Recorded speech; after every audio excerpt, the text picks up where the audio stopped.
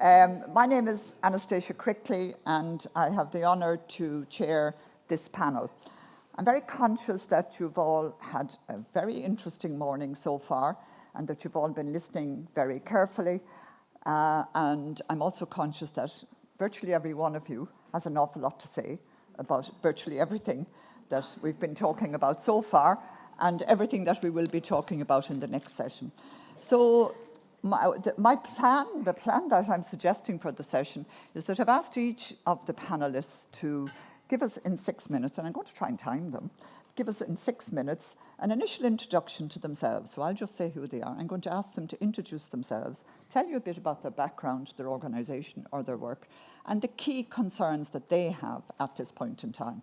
And I'm trying to encourage all of us to see this as a continuation of the excellent discussion that we've had this morning already, which spanned back and forth over the past 100 years, over the ways in which travellers have been marginalised, ostracised and discriminated against.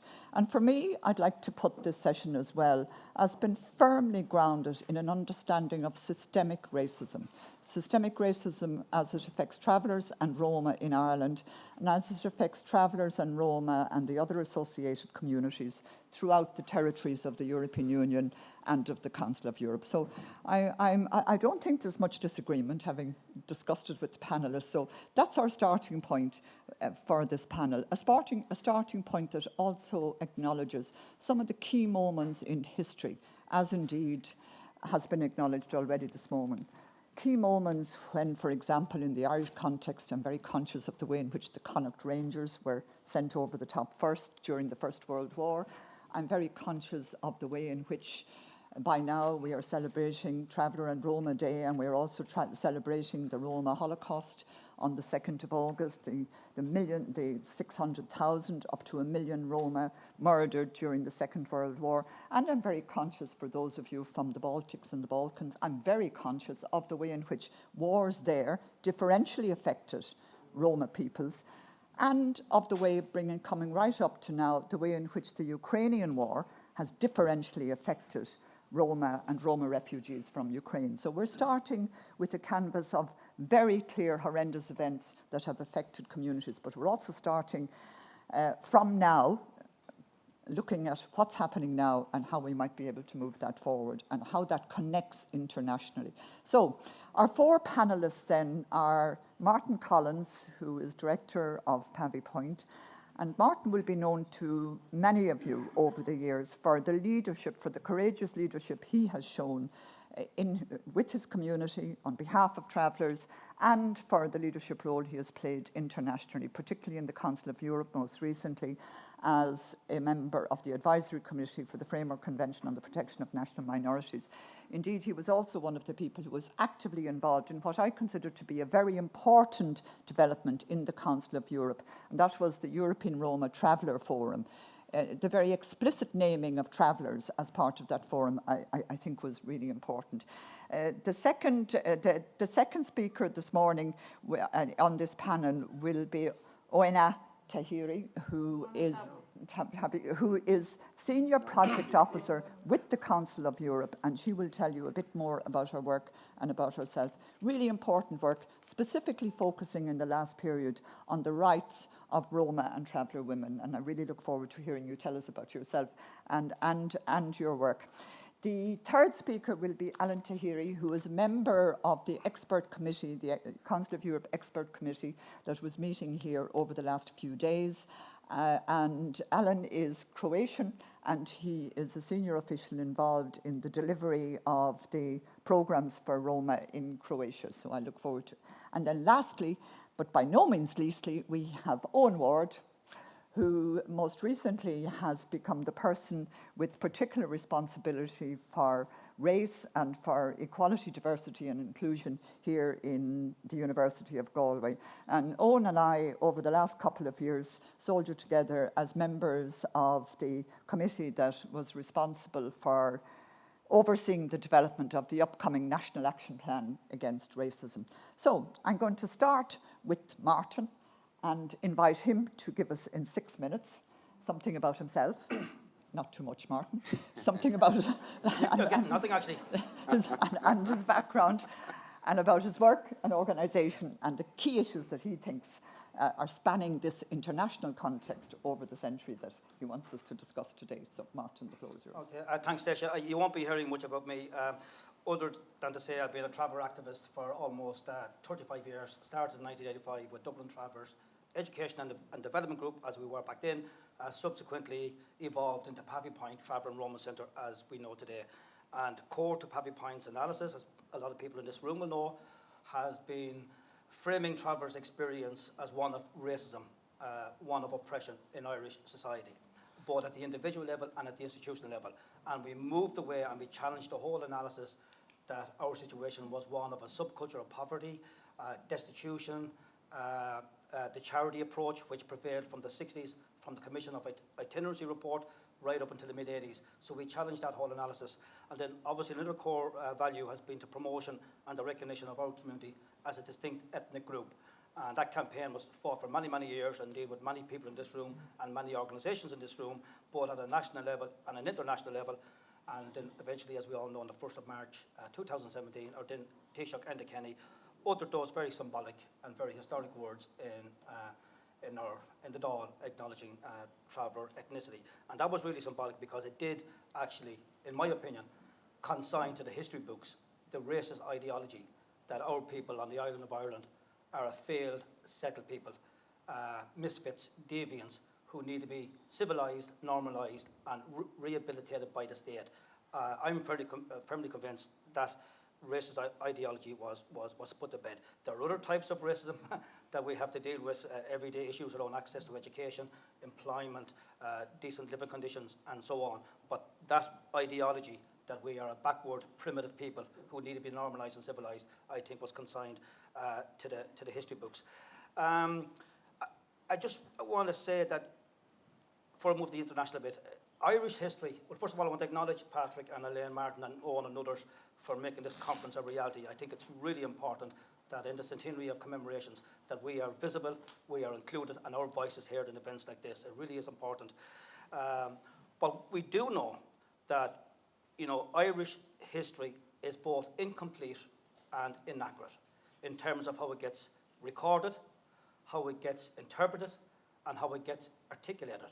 And invariably, it's done from an ethnocentric point of view, from a sedentary point of view. And travellers, and indeed other minorities, are invisible when it comes to the documenting and the interpretation and the presentation of Irish history. And it is important to say that Irish history and its evolution is not the sole preserve of the majority population. We are an integral part, and we have shaped Irish history, I think, as Robbie has said earlier on. So that wrong has to be right, that has to be addressed. And why has that come about? Well, let's be clear about this. We have an oral tradition, not a written one. So when, it's generally the privileged and the elite, generally, not always, who get the right to get to document history, and to get the right from their world view. So the point here is, none of us are value-free.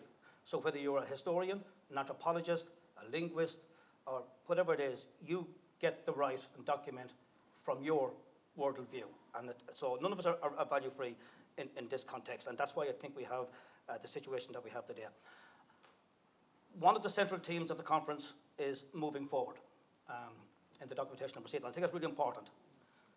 But it's also important, it's difficult, and it's challenging to move forward in the absence of an acknowledgement of the wrong, of the injustice, of the exclusion, of the oppression that our community has experienced on this island, going back not just decades, but centuries. The earliest reference we have to our people actually dates back to the 5th century. That's the earliest reference. And then we see sporadic references over the next centuries. And in fact, from 1175 onwards, more frequently, we see the term tinker being used. It was actually spelled T-Y-N-K-A-R-S, as opposed to T-I-N-K-A-R-S. And we also see the word tinkler.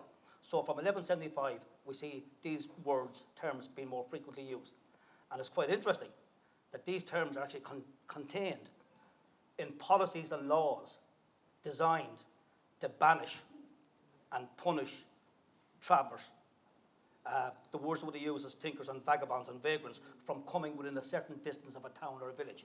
So even as far back then, we could see this, persecution, which has continued right up to the very day. I think Patrick, you mentioned the last law, 2002, the Housing Miscellaneous Act, dubbed the Trespass Act, which criminalises nomadism.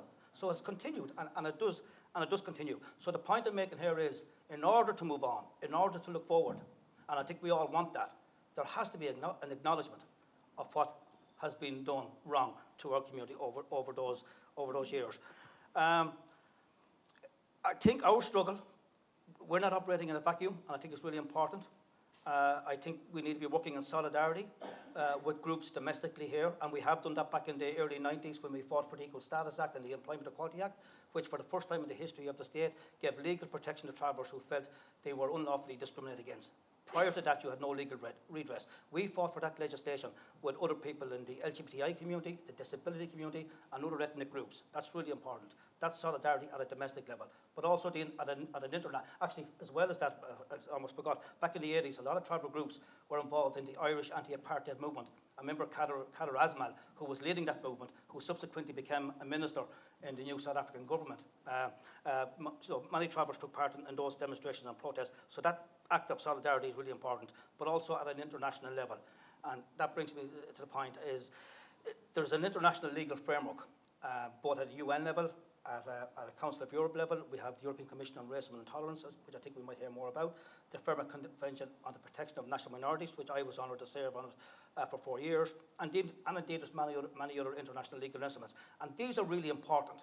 They have a role to play in promoting and vindicating the rights of travellers in Ireland. And I have no doubt about it, in my own opinion, in my own humble opinion, that if it wasn't for these international committees in their concluding observations and recommendations putting pressure on the state to acknowledge tribal ethnicity, we may have achieved it, but I don't think we would have achieved it as fast as we did.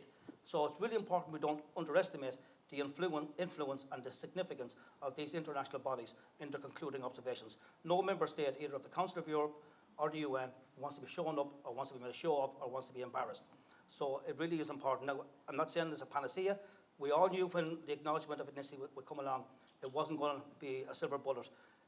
We need an ongoing policy response, institutionalised policy response from the state to deal with poor educational attainment, high unemployment rate, the health inequalities, and the poor living conditions. We always knew, right from the get-go, and it was presented in this way, and I don't know why anybody can misunderstand, it was never suggested that the acknowledgement of tribal ethnicity would suddenly resolve all of these issues. That was never the case. So our struggle goes on. And I'll finish with this point.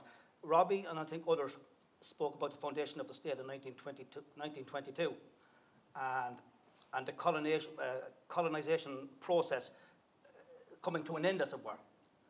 And that may be true for the majority population. But that colonization process continued. I think Robbie was saying, and I would agree with him, has continued for our people. There is still a colonization process going on around identity, around racism, around all of those other issues. And we need to decolonize that. And one of the ways of doing that is by having traveller identity, culture, and history reflected in a curriculum, in our school curriculum. We don't have that at the moment. So all we have is a monocultural, ethnocentric school curriculum. And that needs to be revised. And that would be one way of having a decolonization process, both in practice and in mind, psychologically. Finish on two little anecdotes, which I think speaks volumes. I'll say this. First of all, Vincent Brown down there, great to see him here. Vincent over the years has been extremely, as we all know, extremely supportive and committed to travellers' rights. And when he used to present the programme, he always reached out and gave a space to marginalised, excluded communities to have a voice. Now, I haven't looked at television in 4 years. I haven't bothered. I don't know if that programme, what it's like now, or if it continues in that general vein. But I just want to acknowledge, when Vincent was presenting, it was fantastic having a space to voice and articulate our concerns. And then just two little more anecdotes. I'll finish with this. The other day, but last week I think it was, I was having a conversation with a settled man, a non-traveller, member of the majority population, whatever terminology you want to use. And he spoke to me about a traveller family walking into a pub, the Coachman's pub outside the airport in North County Dublin. buying food, walking out and not paying for it, all right? And he was expecting me, as they usually do, justify, explain, defend, which you don't. But this was on the same day. Now, I think it speaks volumes. This is on the same day when the story broke with the Commission of Investigation into that deal with SiteServe that Dennis O'Brien was involved in, right? And they revealed the outcome of their investigation, and they said there was inappropriate behaviour. Now, if anybody else, they'd probably call it fraud, you know, simple as that. But they use different terminology if you're from the higher classes. There was inappropriate behaviour and not commercially sound dealings. But the end result was the Exchequer was denied something like 8.3 million euros that could have been used for schools, for special education, for health services, or for whatever. But this guy only wanted to speak about a traveller family walking out, not paying for a dinner. And I think, you know, I think that really speaks volumes and sums it up. So Stacey, I'll leave it there. Yeah.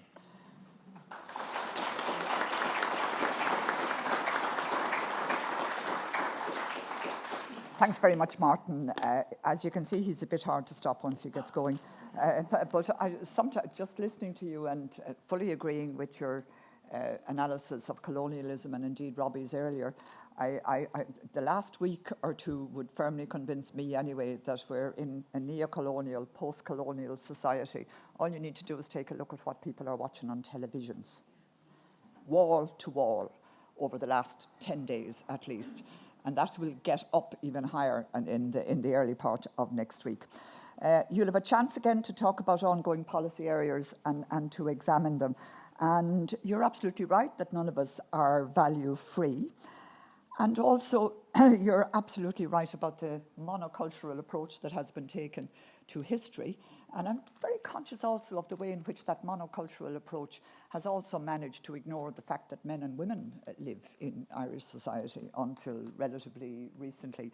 And very conscious of the work done by Mary Cullen and a number of other historians to begin to articulate that. And therefore, I'm very glad now to ask Oana to introduce herself, because I know her particular focus and her particular interest is the rights of women, and in particular the rights of traveller and Roma women.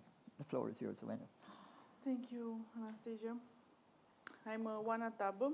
A little bit about myself. I come from a Roma family from Romania. I grew up in a southeastern town in Romania. I studied law in Bucharest, and I also studied Roma activism at Romani CRIS organization, Roma rights organization in Bucharest, where I had the privilege to work for 9 years. We actually have been working a lot with Pavi Point in the past, the beginning of the 90s mostly. That's right. Further, I moved to Strasbourg, where I worked for 4 years for the European Court of Human Rights. And recently, as of last year, I joined Roma and Travelers team of the Council of Europe. The Council of Europe Committee of Experts on Roma and Traveler issues, ADI-ROM, was mentioned earlier in the morning, and the meeting that we just closed here in Galway. I would like to focus my presentation today on equality for Roma and traveler women and girls, as this is one of the topic of ADI-ROM deliverables that the committee is working on, and also because this is a particular interest of myself for personal reasons. The ADI-ROM is currently drafting a recommendation, Council of Ministers recommendation on equality for Roma and traveler women and girls. You would be pleased to know that the Irish National Traveller Women's Forum is closely involved in the preparation of this draft recommendation with active participation in the working group. Despite the continued efforts to achieve real change in the realization of Roma and traveller women's rights, the fact remains that they suffer from deep-rooted systemic problems. A recent study of the Council of Europe concludes that the situation of Roma and traveller women has not really advanced over the past decades, and that, I quote, "The violations of their human rights are still perpetuated, which indicates a need for special legal and/or strategic provisions to ensure efficient protection of these groups." The Council of Europe has worked for many years in this area. It has been organizing every other year since 2007 the International Roma Women Conferences, which provide a forum for discussion on the challenges that Roma and traveller women are facing. In 2016, the Roma in Travelers team started together with the European Commission the implementation of a joint program focusing on Roma in Traveler women's access to justice called JustRom. And in the same year, the Roma Political Schools was launched to foster the participation of Roma women and youth in the public and political life, including for running for elections. These are only a few examples of the previous work and body of expertise that the ADI-ROM is now feeding into developing a new Council of Europe standard. To ensure equality for Roma and Traveler women and girls, measures should be put in place which aim to eliminate gender inequalities that they are facing, as well as inequalities that they face as members of the Roma or Traveler communities. Those specific vulnerabilities of Roma and Traveler women and girls resulting from intersectional factors must also be approached. Further in my presentation, I want to go through some examples of inequalities that Roma and Traveler women are facing. It could be that some of these impact more the life of Roma women than Traveler women. As a Roma woman myself, I have naturally more exposure to the situation of the Roma. These differences and similarities of impact in the communities can also be an interesting element for our debate today. While topics such as registration in the civil registry and identity documents may appear as an issue affecting Roma and Traveler women and men equally, there are interconnected forms of discrimination that particularly influence the life of Roma and Traveler women and girls who are stateless, at risk of statelessness, or lacking identity documents. Since women are the ones giving birth to children, their own civil status is the factor that influences the newborn's one, particularly in the absence of fathers. In some member states even, mothers who don't have identity documents cannot register their children at birth, but only when and if their status is resolved first. Many Roma women are giving birth at home, which has the consequence that additional lengthy procedures are in place compared to birth in hospital settings. Undocumented and unregistered women also face a higher risk of exploitation and abuse, including human trafficking. Undocumented and unregistered Roma and Traveler women and girls are facing intersecting forms of discrimination, which makes it more likely that they are victims of violence, various forms of violence, including domestic. Perpetrators can use the precariousness given by lack of documentation or registration to control and coerce their victims. Furthermore, undocumented, unregistered Roma and Traveler women face increased risks of losing their children's custody. Lack of documentation excludes Roma and Traveler women from social security services. This alone, combined with other factors, seriously impairs women's agency and choices. Employment rates indicate gender gaps among Roma and Traveler communities. High rates of unemployment make Roma and Traveler women more vulnerable to extreme poverty. They are particularly vulnerable also because they are mostly the ones involved in informal economy, which prevents them from accessing pensions and social security rights. Roma and Traveler women are often the primary caregivers to children, stay at home, and are very intensely affected by poverty and poor housing conditions. In particular, single-parent Roma women are affected by extreme poverty. Studies indicate that there is a disproportionate number of Roma and Traveler children removed from their families and placed into state care. This practice does have a disproportionate effect on Roma and Traveler mothers, as they are in most cases the primary caregivers. Research shows that the most frequent ground for the placement of Roma and Traveler children in alternative care was inadequate housing conditions caused by extreme poverty. It is indicated that the most vulnerable are single-parent families, with Roma mothers in serious economic hardships caused by breakups or by their partner's imprisonment. From recent research, which was undertaken in 4 countries where a JustRom program was implemented, it can be concluded that most of the Roma women face discrimination in the process of accessing services provided by public institutions, and with that, face discrimination in accessing their basic rights, such as legal status, health, education, social protection services. The mechanisms to access justice exist in all for the 4 countries where the research was conducted. However, Roma remain invisible as a distinct category, and the existing mechanisms are not considered sufficient.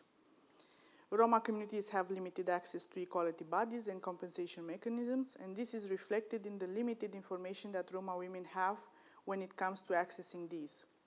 For this reason, most of them do not feel empowered to look for help outside the community.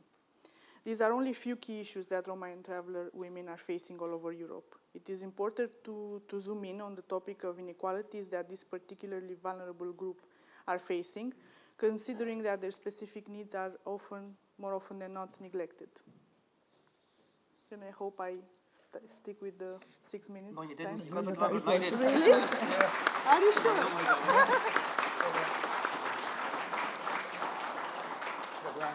Thank you very much, Oana, and thank you very much for that very clear reminder of the gendered nature of oppression and the way in which it plays out, particularly in the lives of Roma and traveller women now, and indeed thinking about Roma and traveller women over the past 100 years, I think one can easily develop a thread that would significantly indicate it didn't just start yesterday and that it has been around for quite a while. Let's go on then to Alen. The floor is yours, and you're very welcome. Thank you very much, Ms. Anastasia. Ladies and gentlemen, I'm Alen Tahiri. I'm from Croatia. I'm director in Government Office for Human Rights and Rights of National Minorities in Republic of Croatia. I'm proud Roma, and I'm also a lone Roma in government. But in Croatia, it's for Roma, good life. In the Roma context, in a nutshell, against the legal background, the National Program for Roma as first document that comprehensively dealt with the issue of inclusion of Roma in the Republic of Croatia was adopted by the government in 2003 with important support of the Council of Europe. Like its descendants, it was based on the provision of international documents of human rights and the rights of national minorities, to which the Republic of Croatia was a part, UN, Council of Europe, and OSCE. Therefore, from 2003 onwards, governments of the Republic of Croatia have shown the political determination and contagion recognized of necessary for addressing the needs of the most deprived group in Croatia society. We concluded with a very conclusive role in the initiative the Decade for Roma Inclusion, 2005-2015, and substantially harmonized our policies with the EU initiatives such EU Framework for Roma National Strategy. Before entering into the intervention and its results, all of me to give just a small insight to Roma population in Croatia.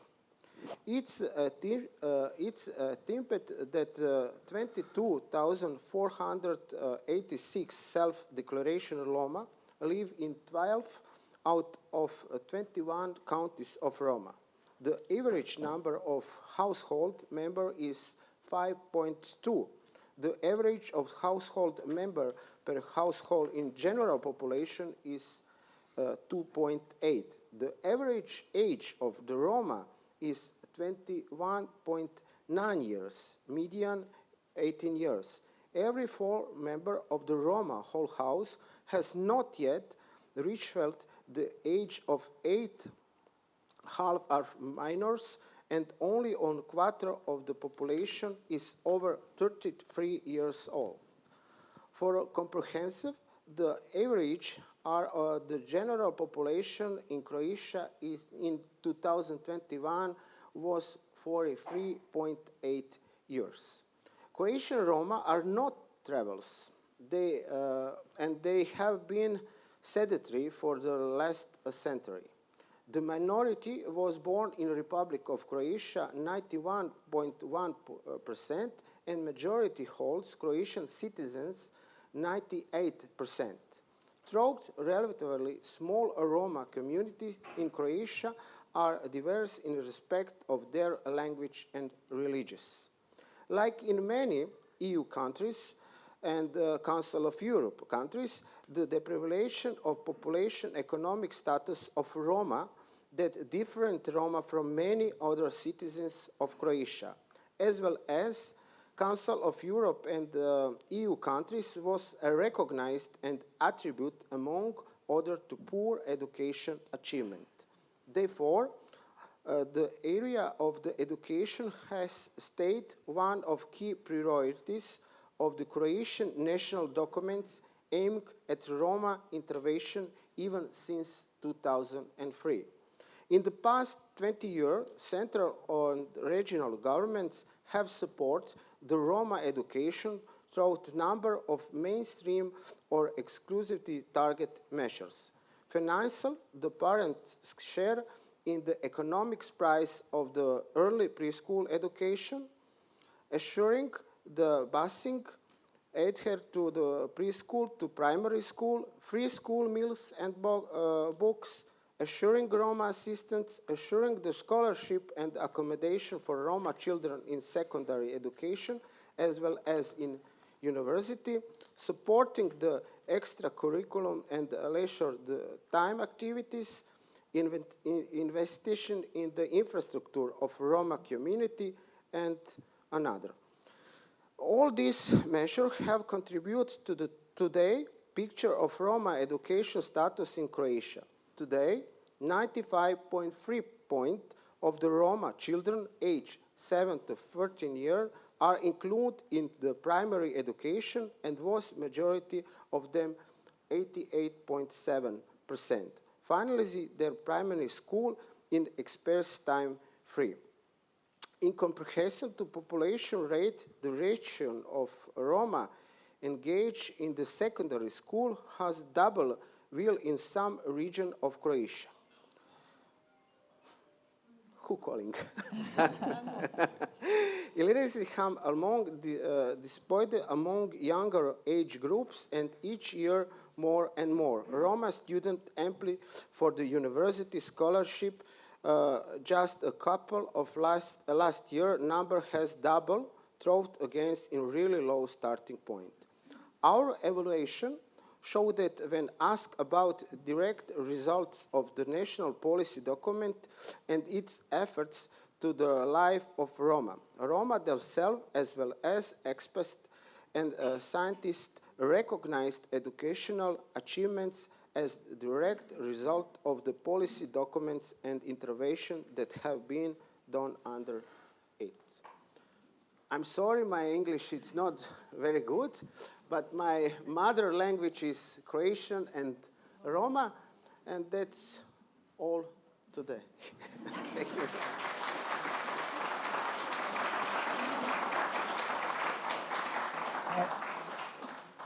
you. Thank you very much, Alan. I think the points that you make about the age structure of the Roma population, and also the points you make about education, are ones that I know many people here will identify with. The reality that, similar to here, the majority, well, according to the statistics, all travellers transfer to second level, but the real issue about what happens from there on, and what are the conditions under which educational attainment, we talk here quite a lot about access, participation and outcomes, and the difficulties at all three levels, including even when people get education, that they don't get the jobs, you know. So thank you very much. I think that's been very helpful as a way of triggering a number of questions, I know, for a lot of colleagues and friends. Owen, would you like to tell us a bit about yourself? I know you've had a number of opportunities to introduce yourself over the last few days, but here's another one, and for your 6 minutes. First off, I just want to say it's an honour to be here on the panel with such very, to me, very impressive and important people who do a lot of great work. So thank you very much for being here at the University of Galway. So my name is Owen Ward. I'm sure a lot of you know I'm an Irish traveller, and I'm the EDI Programme Manager for Race Equality here at the University of Galway. I'm part of a small but powerful team in the Office of the Vice President for Equality, Diversity and Inclusion. And, you know, when I was preparing for this panel discussion, and particularly around the international context, I could sit here and I could spiel out all the facts about, and all the statistics about the traveller outcomes and the disadvantage that affects our community.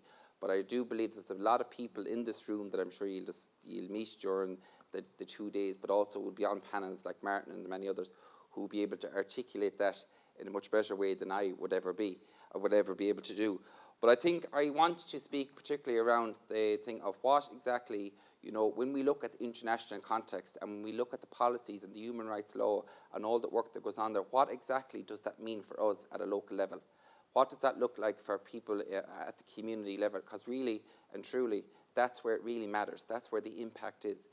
And for us, particularly in my new role, is my new role in the office of the Vice President for Equality, Diversity, Inclusion, we want to focus on. But one of the main things that I will be working on this year is that space around the race equality, and particularly around racism, and what exactly does it look like, I suppose, within an institutional setting. And we're planning on we're going to be commencing quite shortly a very thorough consultation process with the university community in this aspect, particularly around to develop a race equality strategy and an action plan for our institution.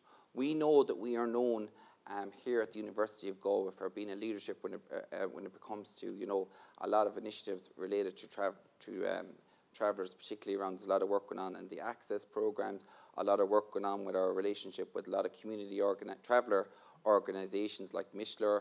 We also wear our traveller ethnicity event, and we have a lot of key colleagues right across the institution, from the Irish Centre for Human Rights to different departments, working on all different issues in relation to advancing Irish traveller issues. But I think for our approach, and ourselves and our team, our approach here is that within our own EDI strategy of the university, we have committed to working in a public sector duty framework. How exactly do we progress this work? How exactly do we make sure that it's inclusive of all, but also for us, which is very important, that we take a human rights approach, and that's the approach that we have committed to, and we will be taking on. But in addition to that, it's very hard to, when we speak about racism, if I asked 5 people to stand up here and to define what is your understanding or definition of racism, I'm sure I'd be shocked if 2 people said the exact same thing. And I know Anastasia can echo this. When we were sitting on the National Anti-Racism Committee, I know that we had a conversation around, that was one of the first things that we wanted to look at, was our understanding of racism, and what does that look like in Ireland. And that was one of the first things that we had to pin down. And that's a conversation we are going to have here in the university too. We are going to pin that down, and we are going to work on that. But key to that is, when we're also doing that and we're working in the public sector duty framework, and we have to acknowledge the intersectionality that exists within our communities. That is core. So me as a traveller man, I would have a different experience than a traveller woman, and so on and so forth. So we have to acknowledge that as well. So we are, and we will be commencing our consultation process quite shortly in the next couple of months, and we have committed to. And the Vice President, Helen Maher, is down there, so she's listed all my deadlines. We have committed to that at the end of April that we will have a race equality and strategy and action plan put in place that will work within our human rights framework, but also that is inclusive of, as always, members of the traveller community and Roma. But I also want to acknowledge as well, the important work that, and I just want to say this on a personal level, I'm a product of a traveller man who availed of opportunities of traveller organisations and departments who came together, worked collectively to inform policy and to create pathways for us. And the few that got through, we have it has had a transformative effect on our life. But we do owe a lot to the traveller activists, the traveller organisations that are out in the communities every day, and that is something that we here at the University of Galway are very proud to create that platform, and whatever we do to create that space where people have agency to be able to clearly express and bring in and have honest, frankful conversations. We're moving forward in that direction, and I'm sure that it will be, we've a lot of great work, we've done a lot of good work, but we're also we're aware that we have a lot of work to do here at the university, and I just want to say that, so thank you, nice and short.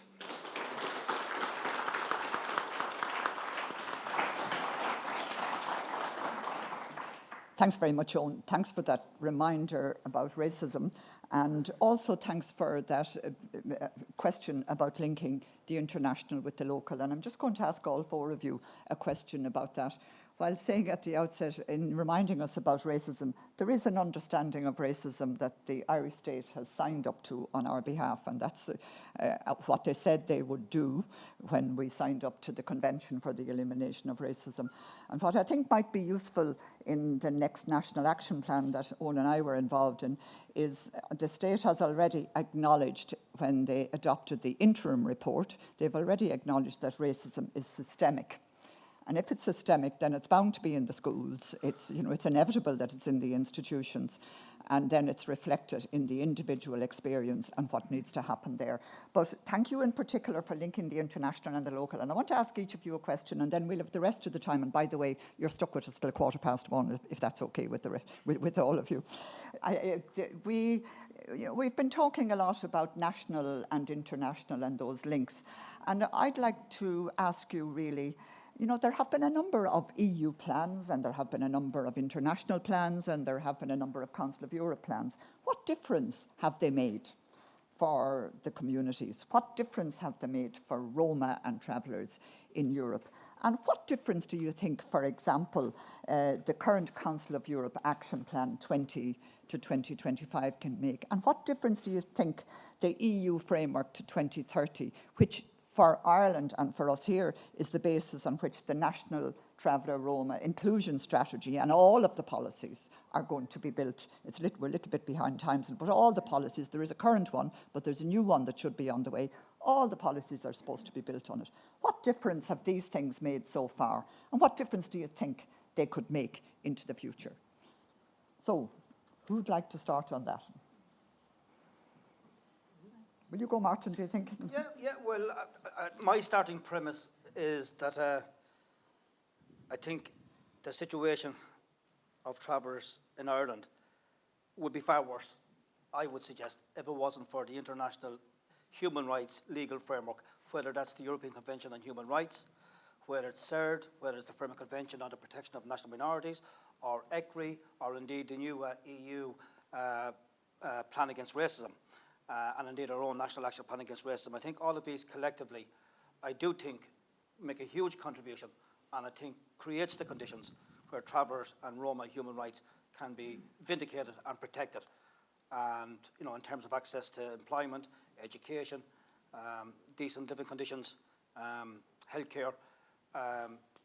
Obviously, suffice to say, we're nowhere near where we're at. And a lot of challenges remain. There's a lot of work to be done to get to the point where we want to get to. I think the biggest problem, and I came up with yesterday in one of the workshops, I forget which one, I think the biggest problem actually is moving from policy development into policy implementation. There's kind of there's kind of a policy implementation fatigue, especially among travellers who are very disillusioned that we do spend a considerable amount of time negotiating very good policies, actually, and very good strategies. I mean, in terms of any negotiating process, you don't get everything you want, but overall, they're actually quite good. But I think we need to work harder to ensure their implementation, because I think Owen is absolutely right. The discernible difference will be seen at local level on the ground. Travellers, having access to education, a culturally inclusive education, access to employment when they get a decent education, good living conditions. So it has to be felt at grassroots level, and it's not felt there. And I think members of Cadi Rom were out last night visiting a few of the sites, and you could see for yourself the living conditions are just beyond inhumane, in a 21st century, very rich country like Ireland, that we still have a significant number of traveller families living in such conditions. It's just not acceptable. So I think, Stacia, action plans, strategies, policies, we've had them. We will continue to have them. We need them. They have a contribution to play, but we need more effective implementation. And what would that look like, Martin, though? Well, just what I said, it'll be felt on the ground. I think that'll be the litmus test. It'll be felt on the ground, not at national level. Its implementation will make a difference at local level, at community level, as Owen says. That travel parents can be assured that their child will have access to school, without racism, without bullying. Their culture will be reflected and affirmed in the school curriculum. And when they complete their education, they have prospects of getting employment, and not employment on the basis that they have to conceal or hide their identity in their workplace. That's how it will be. I think that's how it should look like, and that's how it will be felt. Okay. But I just think that there is a bit of fatigue. It has to be said, when you speak to traveller activists, there is a bit of fatigue, and people are disillusioned with the amount of energy and time that's put into negotiating all of these range of policies at European and national level, and they are needed, and I think they are making a contribution, but it's not having the impact that we want to see. Okay. I'd suggest as well, to be honest, but I'll go on to the rest of you first, that there could be a few more things we could say about implementation. Elena. I'd like to focus a bit, to focus a bit on, in terms of implementation of policy frameworks, be it strategic action plan of the Council of Europe for Roma and Traveller inclusion, or the EU framework on the same topic, to focus on the topic of empowerment of communities, and to tell you a bit how our strategy of the Council of Europe was towards that, because the key aspect in our work was to adapt our approaches based on the acknowledgement that empowerment, be legal or general empowerment, will not work without pursuing in parallel systemic changes. And we noticed that when we saw that, for example, in the program that I mentioned earlier in Justrom, there was always the expectation from the Roma women who were trying to claim rights that they know how to fill in forms, that they know a particular law. Expectations which we don't normally have from non-Roma persons, be it women or in general. So they would just go and claim rights, and they would be treated respectfully, and they would be given whatever they needed at the municipality, for example, which was not the case for the Roma women. We always have these expectations that they are prepared, that they know what to claim, that they know the law that they should invoke in front of the municipality, and so on. So this is why all our initiatives have been pairing community empowerment with capacity building of authorities and of experts and legal professions in the justice system, to also work with lawyers, to also work with prosecutors, with judges, with professors, with doctors, and so on, in terms of changing behaviors in a nutshell. And I'd like to quote a reflection of a social worker from France, which was quoted in a report of the European Union Agency for Fundamental Rights, who said that nobody can change the fact that when the people need to struggle to survive, they do not think of going to their theater workshop. And I couldn't agree more. But at the same time, there is frequently this tendency of assuming what the poorest and the marginalized communities' needs are, and to have the wrongful assumption that all their needs and wishes stem from their economic deprivations. And this might not always be the case. What we should do as international organizations and states is what has been done so far is to plant seeds, and this is what the Council of Europe has done through its various programs to foster community organizing.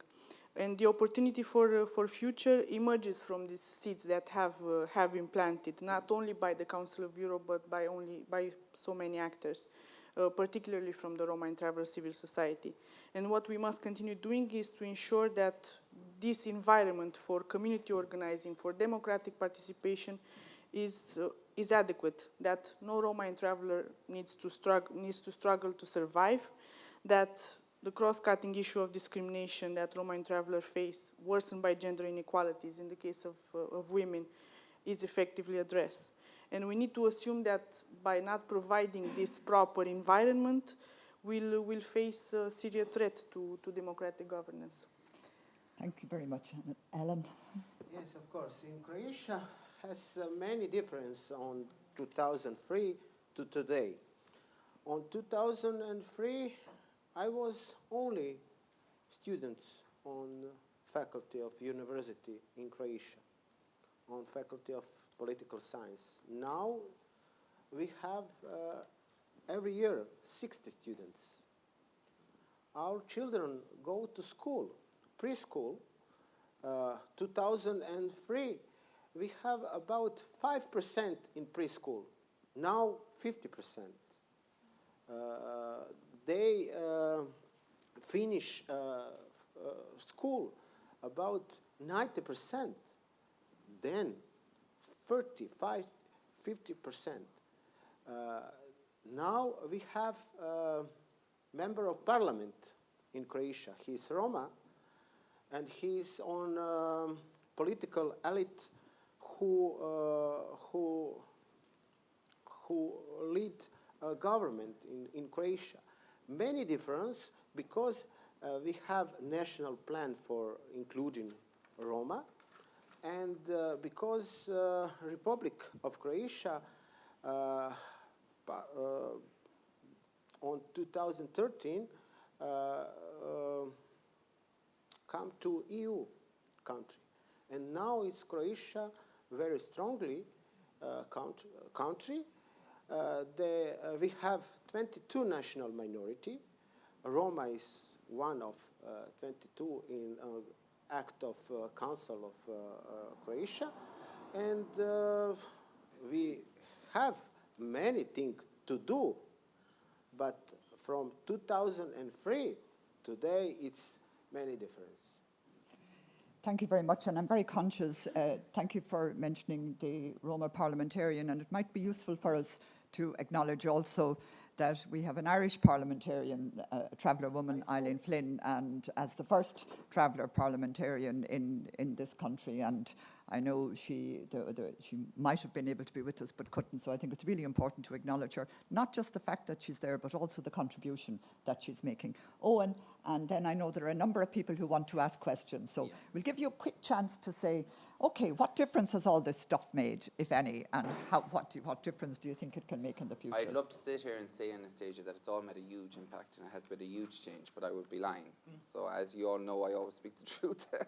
And I think there has been some very small changes, particularly if we look at travellers who have progressed into higher education. The number is very, very small, but the majority have progressed into employment. But that's not enough. But what I feel is with the community at large and with everything that's going on, as Martin has explained there about, you know, the traveller activists, they're at the forefront. We have to remember that they're out in the community. They're the ones that fight the good fight constantly. But I also feel when we're having this conversation, the frustration, the constant frustration that there's not enough progress. So we have to go back and reflect on what exactly that we're doing. Any policy, any strategy that we're all feeding into, whatever level it's at. If it's at an international level, it's at a international, national or local level. What exactly are we getting out of it? What is happening for us? So I really feel that, you know, there has been some changes, but I really would like to see, particularly from an education point of view, would be a national traveller education strategy for Ireland. But also in addition to that, we need representation, not just, we need more representation, we need more career paths to be opening up. We have a lot of work to do, and I think, you know, that there is a foundation there now, but we need to keep going, and the good fight needs to keep going in partnership with the traveller organisations and the communities, which is crucial. Thank you very much, Owen. A number of issues have been raised. I see Maria's hand and I see Bernard's hand so far, and I see a number of other hands as well. We'll go with the first two to begin with. Okay, thanks very much, Stacia, and also to the panel. I think it's a really interesting conversation, and also in terms of the policy and obviously, you know, the implementation of policy within the European context and obviously in an Irish context. But I did have a kind of a statement and a question. Given the fact that we have the ADM Roma committee in Ireland this week, and actually also on the panel and at the conference, which the committee of experts who steer the committee of Europe's intergovernmental work towards protection and promotion of human rights of travellers and Roma and their inclusion and active participation in society. Obviously, it consists of representatives of member states, 47, I understand, of the Council of Europe. So I'm just throwing that out, just give a little bit of context. But having looked prior to coming here across the committee's work, they have issued systematic country reports focused on housing status of travellers and Roma across territories, including on eviction of social housing legislation, encampments and alternative measures, both in Serbia, Greece, Slovak Republic, Spain, Albania, Bosnia-Herzegovina, North Macedonia, Belgium, Switzerland, United Kingdom, and further afield, including Spain. But would they consider making a systematic report on Ireland in terms of the Irish situation here in Ireland in terms of travellers? That's a very good question, Bernard. And to tell you the truth, I'm not going to make the panelists answer that, but I'm going to come back, if I may, to the chair of the committee, whom I can see in front of me in the audience. Not just yet, but I'll come back to him a little bit later, if that's okay. Maria, you're next. Thanks, Stacia. And I suppose just on the discussion that there's been had in relation to implementation and how we can try and ensure, how the state needs to deliver, because they failed systematically across a whole range of the policies that were spoken about that have been developed in conjunction with travellers in Ireland. I mean, targeted measures are essential in the context of trying to deliver. Monitoring and measuring impact of recommendations contained in a whole range of policies across accommodation, health, education, which we're not seeing. And data to, give the evidence. We know the reality. We know that that's there. But, when we talk about it, it's anecdotal or it's this or that or it's the other. Data that has ethnic, proof and that is disaggregated to ensure the experiences of women in terms of men is also measured. And the other piece on that then is the absolute lack of accountability when those policies aren't delivered on is not there. That is a missing piece as well. And I suppose also just in terms of, the importance of access to information and being able to engage in systems. I think it's really important when we talk about that, and it's not about the need to have that, but just to make sure that this is about access to rights. And it is the system and it's the states that need to change as opposed to, women or travellers or Roma. And, I'm not saying that they're, it's not about their capacity in the whole. I think bigger to that is the state inequality, the institutional systemic racism.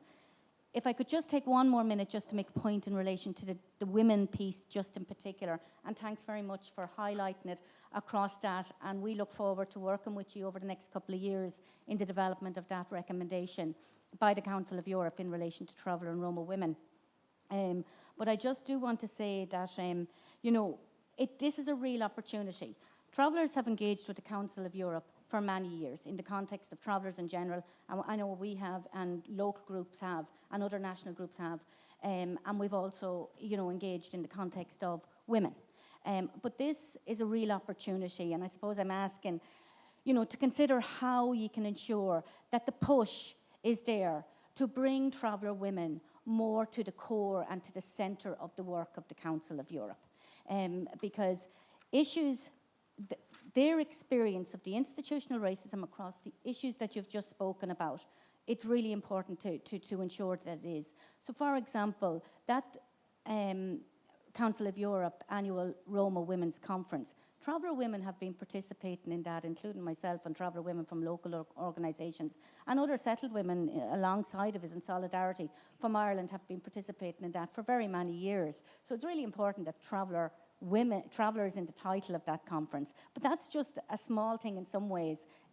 It's important in terms of visibility, but in terms of ensuring the issues as the impact on traveller women and the experience of racism is central to the work. And you spoke about, political life, and there's been some comments there on that. How then can the Council of Europe ensure that there's some accountability back to the member states that aren't doing that to measure it? Because I was at a debate earlier on this week in Dublin Castle in relation, I'm finishing now, Stacia, in relation to women in politics. And all they were talking about was having winnable women in politics. They weren't really looking at the issues of ethnic minorities and traveller women in politics, and Roma women for that matter. So it's how states can also be held to account where human rights are being violated and they're not delivered on those policies. Okay, thanks very much, Maria. And now I'm conscious there's another woman to the right of you there with the red cardigan. I can't see her properly, so I'll have to describe yeah. And then there are a number of women here in the front, and I'm going to the 3 women there in the front, and then I'm going to another woman there, and then to a man in the very front row. I'm just going to say I'm I not have biased. to leave in about 5 minutes, so if you see me sliding out, I have to apologise. Now, and because Maria and Bernard had a good bit to say and took a while to say it, there's going to have to be a little a sort of guillotine. So can you use 2 minutes, please, all of you? Mine is a three-second question for the gentleman from Croatia. I was really impressed when you said 90% finished school, and I was just wondering if there was a good practice that maybe the government of Croatia is employing. That I'd just really love to hear about that. Thanks. Now, and I'm going to ask people to introduce themselves. Bernard Joyce is the director of the Irish Traveller Movement. Maria Joyce, they're not brother and sister, by the way, is the coordinator of the National Traveller Women's Forum. And I think that was Sally Ann Corcoran, isn't it? Thank you. Okay, and can we go directly then to the 3 women over here? Oh, the 3 women here in the front, please. And we'll get responses then from everyone. And if someone feels like picking up on a point that's been made by anybody, please do. Hi, my name is Anastasia, and I've worked closely with... I think you'll have to speak up a little bit if that's okay. Yeah. My Maybe name's... stand up because we... No. My name is Anastasia, and I've worked closely with a few travellers over the last couple of years. And I've got an Australian background. So I was born in Australia. And my heritage is Irish, though. So my people went out in Ngor Timor, or were sent out, I should say. And I guess one of the things that strikes me on an international level is the lack of knowledge of the traveller community and what the traveller community is facing in the diaspora. And so I just wanted to bring the diaspora into that conversation. And I guess the more that I've learnt, the more that I've realised, the Irish travellers have a very special place in my heart because I see them as my Indigenous people. And I think if a lot of diaspora knew what was actually happening in Ireland around the systemic racism, I think there's a lot of people who would like to help. And I guess it's just that knowledge just isn't getting out there on an international level to Canada, to Australia, to New Zealand, to countries where it's actually like, we would like to be there to help our people.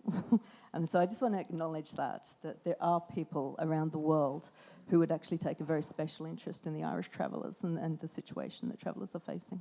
Okay, thanks very much. Deirdre, who's right behind. Hi, thanks, Stacia. So my name is Deirdre McCarthy, and married into the traveller community and used to work in traveller organisations, but not at the moment. I think that'll do as an introduction. I just really wanted to make a very quick point, and I wanted to really thank Oana, but I'm probably pronouncing your name horribly. But one of the things is about that relationship between, or that gendered nature of violence and racism. And I think it's often ignored, and the impact that has on women and minorities. And just following on from the earlier session, I was viscerally reminded of the murder of the young Mariana Rostas in 2008, who was snatched off the streets and forced into prostitution, and it was her resistance caused her to be murdered. And there was no vigil for her, there was no outrage, and her family were completely and entirely alone when that happened. And I was really reminded of that impact of racism and violence there. And traveller women who experience domestic violence are told, well, what did you expect? It's part of your culture. So it's really, and I just really wanted to acknowledge that you raised that issue, and I think it's really important that we maintain that gendered impact of racism and the impact that the state's oppression has had on women and young girls. Thanks. Thanks very much, Deirdre. Now, there were a few other people. The lady in the middle who has her hand up, or the woman in the middle. Ladies' lunch, women work. Thank you very much. Thank you to the panel for a very stimulating conversation. My remarks My name is Mary O'Malley Madec, and I did some work on the language and the culture of the travellers years ago, and I haven't been involved in traveller work for a long time. But I have been involved in other work, and particularly work arising from my writing, and the remarks I want to make kind of connect to that. So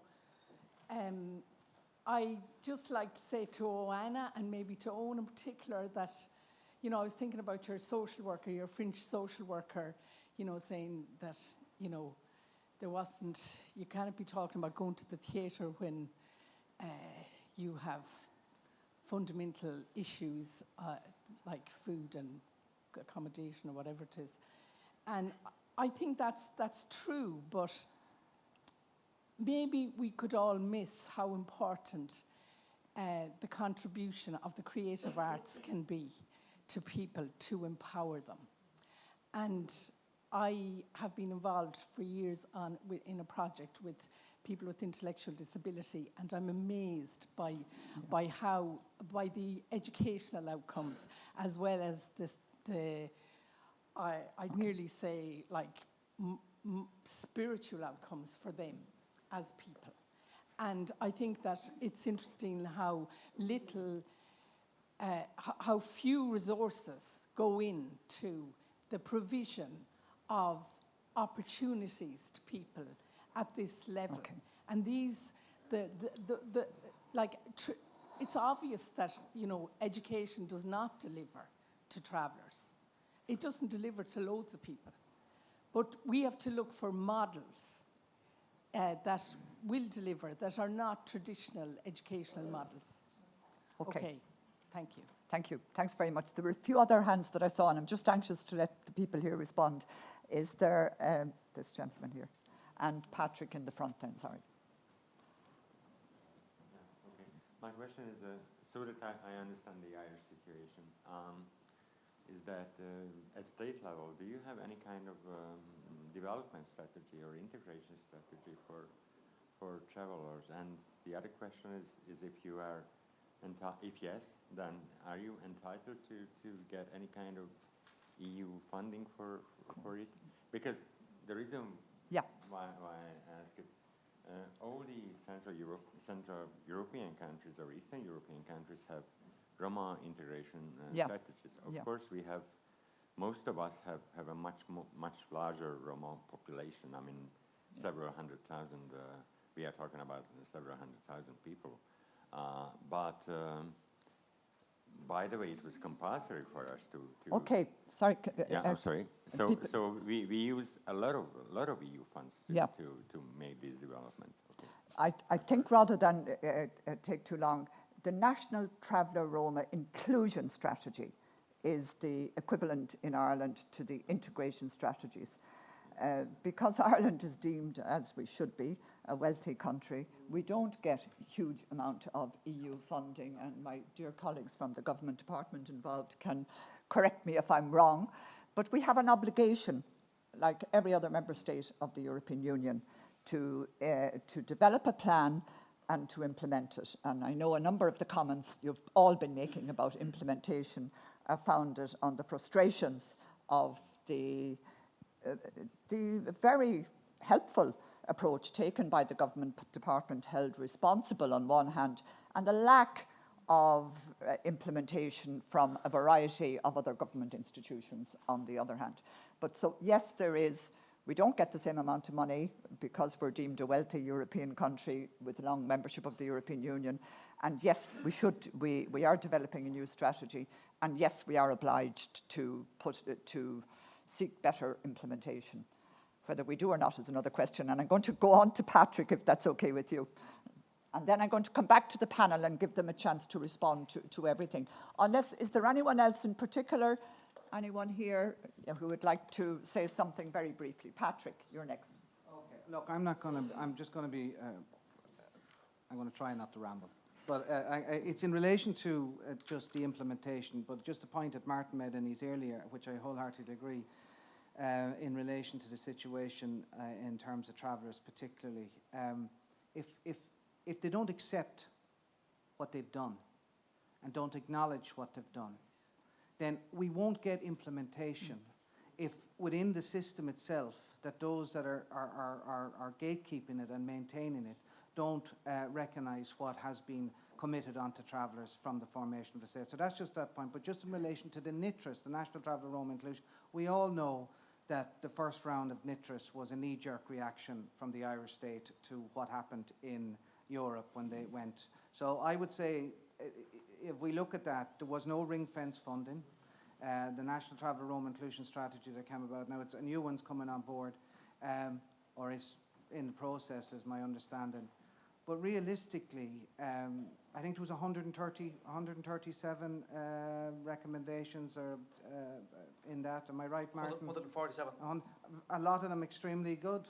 A lot of them fantastic. Doesn't need to be. What needs to be is funded, and it needs to be resourced, and it needs to be implemented. Yeah. And the point I'm finishing with that: you can't implement, and you won't fund, and you won't resource if you don't accept what you've done. And that's what I would be calling. So what we're really looking at is a form of reparations through the action of the Irish state to respond to what it's done to travellers. Thank you. Thanks, Patrick. And there's another woman who wanted to speak, and then I'm going to be leaving now, and I do apologise, but I'd like to answer that question there just before I go around Mary's question there with regard to the creative arts.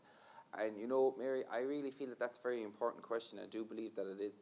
A lot more attention needs to be brought into that, particularly around, you know, I'm a teacher, I'm a teacher by profession myself, and I'm an advocate for haptic learning, and I believe, you know, there's more than one way to teach a child or teach a person. And particularly within the context, I feel that the creative arts has a place within decolonising. All this conversation around the decolonising, I don't believe there's enough focus on it, and I do believe that you've raised a very valid point, and hopefully that's something that we will be looking at here at our university. But thank you very much for raising the point. Thanks, and I'm going to Owen. leave you all now, and I apologise. There's one last comment from the lady. I need to go. There's one last comment from the lady in the middle, and then we're going to have a response from the three of you, if that's okay. Thanks very much. I'm just anxious to get my point of view in. So I'm a member of the travelling community, and I'm also a mature student. And obviously, going into further education as a mature student was very, very important to me. And I didn't have a bad experience. There was some issues, so I decided, you know what, I'm going to reach out to other students. So I did reach out to other traveller students, which was absolutely brilliant, and I got a brilliant response. And what I did find was, you know, third level is a safe space. We had 90% come back to me and said, you know, they didn't suffer discrimination. You know, that's brilliant. 90% identified as travellers. But what I did find out, that there's serious flaws in second level. And do you think that it's the duty of for further education institutions to kind of look at second level? Because this is where we have the issues. This is why we don't have, that's why it's only numerical data as opposed to percentages. Like, I mean, it's there, it's black and white. But do you think rather than just kind of focusing just on the third level, we need to look at second level and where the issues are there? Like, we need peer-led education workers. We need diversity hubs. You know, we need mentors from our community. And I do believe if that's happened, we'll see a bigger admission of students from our community in further education. So I just want to say that. Thank you. Thank you very much. Thank you. Very, very important comment. I'm going to have to ask the three panelists to sort of give a brief response. So maybe we'll start with you this time, Alan, if that's okay. Okay, Croatia has good practice because we in Croatia have a law because elementary school is compulsory. Little Roma, they must go to school at 6-7 years. But we have a problem in secondary school because early marriage in Croatia. Many Roma women is double discrimination in our community and in community of Croatian society. But many Roma working in civil society, Roma women, and they go to university. Yeah. I would especially emphasize that the Roma community in the Republic of Croatia is united and has strongly leadership and representatives in parliament and local self-government. That's it. That's product of many documents many activity in civil society, and we also have many assistants who working and teaching with little Roma, because it's 90% finished primary school. Okay. But the secondary school is difficult. Thank you. About 30%. Thank you very much. Yeah. I hope I wrote down all the questions that were directed to me, or I can answer to some of them. So to the first question, I think it was from Bernard Joyce. When would ADI-ROM have a report focusing on Ireland? So indeed, ADI-ROM has regularly thematic visits on various topics. The thematic visits are proposed by the member states. We need the host country for that to volunteer, and then we need the partner countries to join the visit. We have members of ADI-ROM in the room. They heard your proposal, and maybe in the future they can reflect on this, whether we could have such a thematic visit on a topic of regarding Irish travelers. Maria, thank you for your comments, your valuable comments and input. In respect of the title of the International Roma Women Conference, I will be very honest. When I drafted my speaking notes, I was daunted by this. I realized, why don't we have travelers in the title? And I must confess that I don't know the history behind it, but regardless of the history, I'm sure that we can move towards changing that. In respect of your question about the accountability of the member states, this is something that is overseen by the monitoring bodies of the Council of Europe, so not Roma and Travelers team. Monitoring bodies such as the European Commission for Racism and Intolerance, ECRI. You will hear from a member of ECRI later on in one of the next panels. Like FCNM, where Martin is a member, like COMEX, that oversees the implementation of the Charter of Regional and Minority Languages. Or, for example, the European Court of Human Rights, where you know how it works, individual applications must be submitted. So this is how the monitoring of the body of standards that we have is being done, and this is how the member states are being held accountable. Civil society has an important role in that, because many of these monitoring bodies have monitoring visits in the country. They can receive shadow reports and contributions from the civil society, including the execution department, which is looking at the implementation of the judgments of the ECHR, and the Committee of Ministers ultimately decides whether it's been implemented or not, a ECHR judgment. Including there, the civil society organizations can submit their comments to say exactly whether a particular judgment was implemented or not. So your role is extremely important on holding member states accountable for implementation of the standards. As for the lack of knowledge at the international level of travelers and the challenges that they face, I think that we are a step forward with having the ADI-ROM members in here for the past few days. I think we learned a lot about this, and we had representatives of many member states in here in Galway, and I think that's very important. One more point on self-organizing. I really admired the way that in here travel organizations have emerged, and I think that you are a model of self-organizing, especially for Central and European countries where Roma self-organizing is not that strong, and we must admit, and I think it comes also from the general culture of the country. So I really think that you are an example into that. And one very, very, very brief point, sorry. Okay. I will follow up on something that Martin said about history being colonized. I think that there has been progress on that, particularly because the history that we are reading now is indeed written by privileged and enriched, mostly men. But now it's up to us, that our kids and grandchildren and so on in future generations read the history that is written by women, that is written by Roma, that is written by Irish, that is written by LGBT.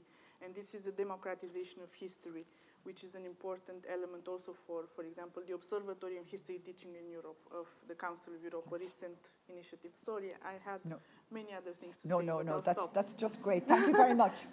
Martin. Yeah, just briefly, when I addressed the committee, the full Caddy Ron committee the other day, I did quote the Taoiseach, our Prime Minister, on the 13th of July this year, when they were debating travellers' equality in the Dáil. He did acknowledge very explicitly that the present approach and strategies are not working. His words, not mine. And I welcome his comments and the honesty of them. And I think it's a bit of a challenge. It's posing a challenge to all of us in this room and those beyond the room to collectively get our heads together and to be innovative and think outside the box and see how we can more effectively implement the very good agreed policies between travel organisations and various government departments. So that's actually coming from the Taoiseach, the Prime Minister, Micheál Martin himself, and it's important we don't lose sight of that. And just to say that I know there's 3 Roma on this, on the Caddy Rom, yourself obviously, 2 of you, and then from Slovakia. And I think there might be 1 Roma, I'm open to correction, on Ekri. On Ekri. No, yeah, great. Yeah. And I was the first traveller, as far as I know, to be appointed at FCNM. So the point I'm making here is the international human rights institutions, I think, need to lead by example. And I think you have begun that process.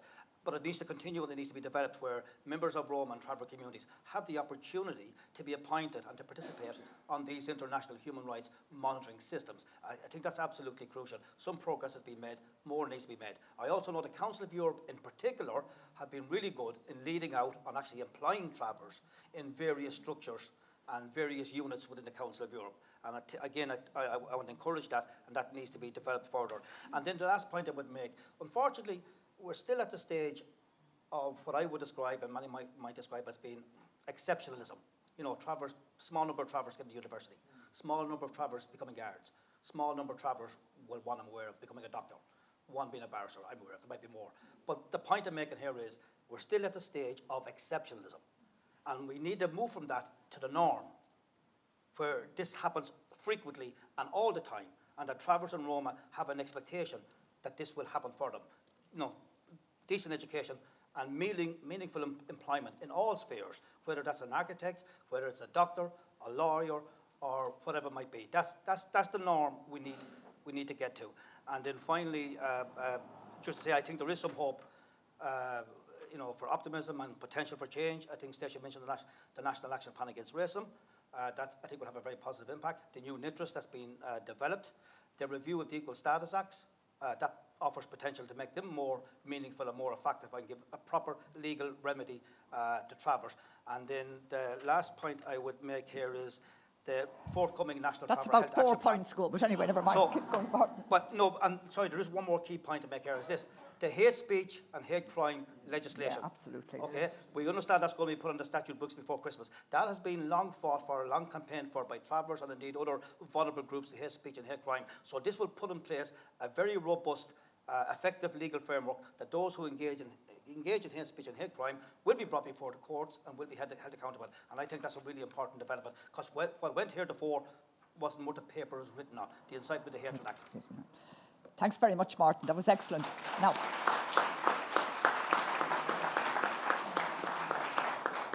in 2 sentences, I'm going to try to link this to the previous session and then do what I should have done at the start, say 2 words about myself.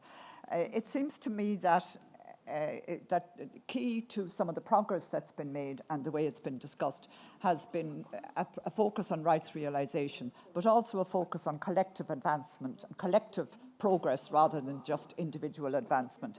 And I want to salute all of you who have been involved in using a community work, community development approach that is about that and is not just about individualisation of needs, not of rights, but of needs.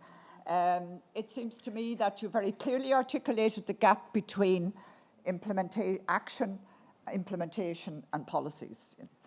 I think for me an important link between the move that was made when some of us, and myself and my husband, who's long since dead, came back to this country in the early 80s, and what we saw, we identified as racism towards Irish travellers. This was wholly disputed, I have to tell you, by everybody involved in politics and by most people involved in universities. Wholly disputed. And I think what happened through the 80s, through what eventually became Pabby Point and through the Irish Traveller Movement and through the National Traveller Women's Forum was very much the struggle to develop a new paradigm, a new way of thinking, a new way of working, a new way of acknowledging that rights realisation and collective progress were the important things. It seems to me, linking back to what those of you, Vincent, Robbie, Aoife and yourself were saying this morning, Patrick, that there's also now maybe is the time for another move. Now maybe is the time for another paradigm. Now maybe is the time to acknowledge that resistance, not just in Ireland, but throughout Europe, to rights also has to do with resistance to acknowledging racism and to acknowledging past inequalities and a number and a whole variety of structural basis for what has happened. I look forward to these sort of debates continuing and also to acknowledging the role of women within them and the differential effects that they have on different groups of people, including in times of war, especially for women in times of war. And I wish you all a very nice day. I've been involved in this work for very many years. Some of you I know. I was involved in the Framework Convention. I have been involved with the UN Committee for the Elimination of Racism, and the OSCE also got stuck with me for a while.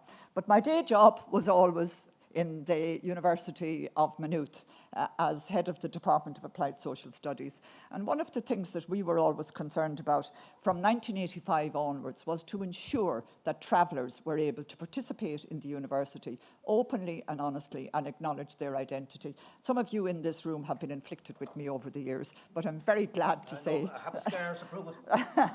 Some of you, so I'm very glad to say that in particular I want to salute, and I think it's a really important consideration as we move the education debate forward, the mature travellers, women and men, who have come through the difficulties of further and higher education, creative further and higher education, are now making very substantial contributions to your own communities.